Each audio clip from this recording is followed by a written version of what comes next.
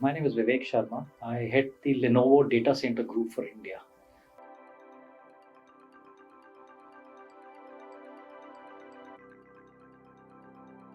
So for us, intelligent transformation is the core of what we are attempting to do primarily. And therefore, for us, intelligent transformation has three core components: data, uh, core infrastructure, and algorithms. Data is the new fuel, and data is not only about connectedness. It's also about solutions that take that data and make sense of it.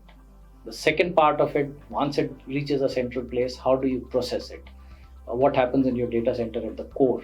And third is, how do you use algorithms in conjunction with big data and industry solutions to make sense of what is coming out of it? So that's the first part of intelligent transformation. The second part of it is uh, the data center is slowly but surely moving from core to edge, and we see this in the cloud also. So if you look at it, we talked of IoT earlier. So there are three distinct components that we see, and we call it the 3S on intelligent transformation. This will come from smart IoT, the smart data centers, and the smart verticals on how this comes together. And the third part of it is what I mentioned earlier. There would be a data center at the core, and how the data center moves it to the to the edge. So we see a distributed edge IT and a core IT. At the distributed edge IT, where the local work will happen, and with the advent of 5G coming in, there's a lot of things that would change on what you could do locally overall. And that also means on the smart IoT and the distributed edge, the shape of the IoT devices will change. They'll have to be ruggedized. They should be able to work in any environment. For example, we just launched a server called SC350, which is the size of a laptop. You can put it out in the open, works up to a temperatures 55 degrees, and this can collate data locally. And core IT is where the majority of business operations will happen. And not only business operations, a lot of other data crunching that needs to be done.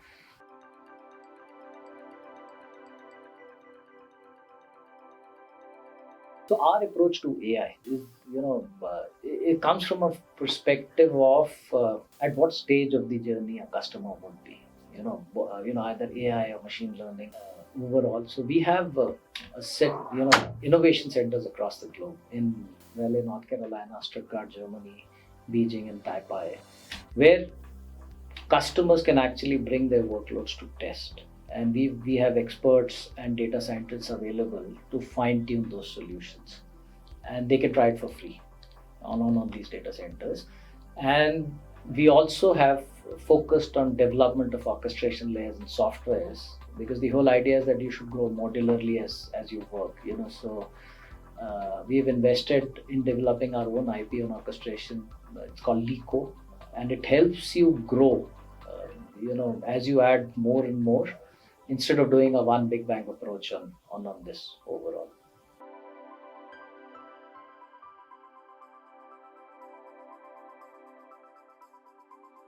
Channel is very strategic to us. It is at the core of our GTM and reach and coverage strategy overall. And we strive to be the technology vendor of choice that will deliver a channel first experience and a reliable end-to-end portfolio that future-proofs our partners' business among today's digital transformation that we talked of earlier.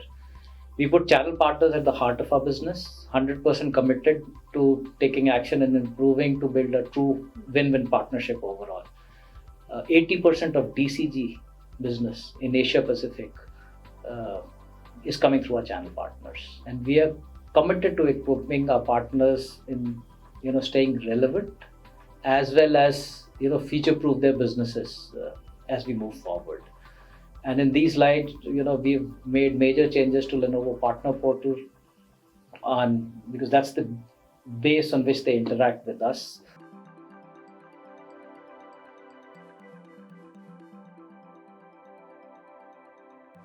So as we move into next year, we see some key drivers for business growth.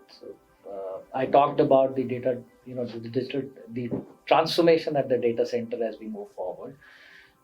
So what we see in the medium and short term on the opportunities that come up, specifically from an India perspective, one is this clear opportunity that is as enterprises balances public and private and hybrid clouds. So that gives you an opportunity to play a core and critical role in their data centers and workloads on hybrid and private clouds. On how do you help them on that journey overall. The second thing that we see is spending on HPC, the high power computing, because we see a clear trend where this is coming into the enterprise now. We see, for example, in automotive industries, a big use for HPC on a smaller cluster, because you really don't have to start big bang and then you can grow it as you go along. We see India as a ripe market for what we may call as the T2 on hyperscalers.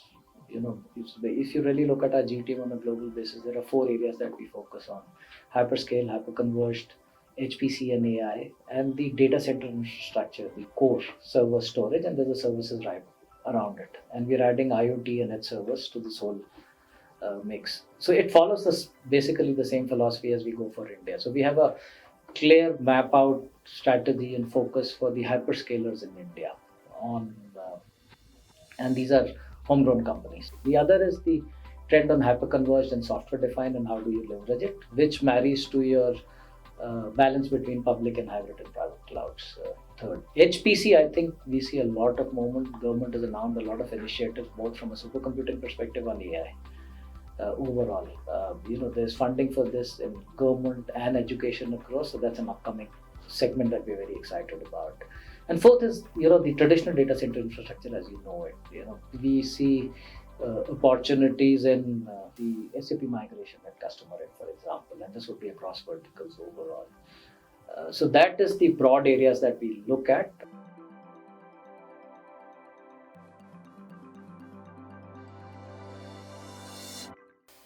And why it's important is because what you see on the high power computing today actually becomes a norm as you move into the enterprise later. Just to give you an example, you can call the high power computing as the Formula One for supercomputing. What you see in Formula One cars, for example, ABS, it's a standard on commercial cars today, but it started with the Formula One cars. Similarly, what you see on HPC today, so we are already working on computers on the enterprise side where the customer doesn't even realize that there's water already flowing on the motherboards and how the cooling is done overall. So you'll see a lot of innovation in those areas as we move ahead. In Germany, LRZ, that's the 7th fastest supercomputer, and it's in the top 10. The energy savings that they have can provide electricity to 2,700 households for a year.